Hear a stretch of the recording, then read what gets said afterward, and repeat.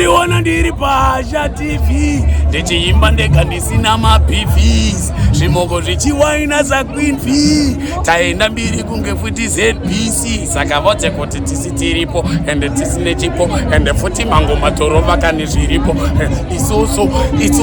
isusu makudo, saka zviri zvengoma tozvamba kuti bodo ende vote kuti yatirove chidodo atita I right paSha TV. Remember that and mix is this. Follow, like each all. Inini ndiri kujeri iye ari kuzviita anzi Chihoromba. Chihoromba neChigudo chinowana obva apa music yangu obva airekodha. Ndakamugadzirira song yake haisi mhosva. Hanzi vari kutoti ndakatofa ndigere musero, vari kuti ndakabuda ndirere musero, ndiri pabhesi. Are you ready for brand new?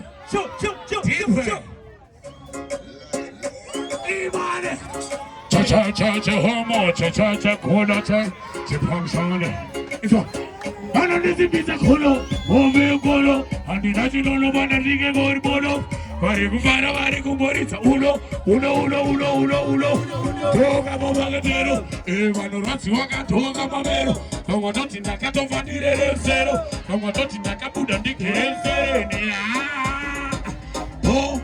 Ava vanogwara vamwe apa, apa shuwa mumwe ndomunyarira. Ava vanogwara vamwe apa, apa shuwa mumwe ndomunyarira. One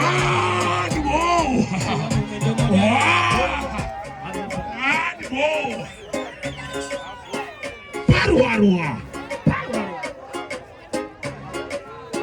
Anondizibisa kholo, ove kholo, andinachinono bana ndike ngoribolo. Vari kufana vari kumboritsa ulo. Toka mabakatero, vanorwadziwa katoka mamero. Vamwe vanoti ndakatofa ndirere musero, vamwe vanoti ndakabuda ndigere musero.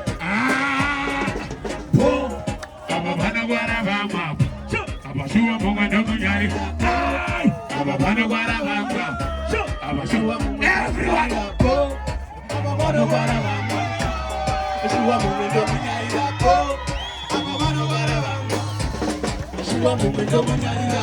One more time. Cha cha cha cha. Pakudaria, parwarwa, pakudaria.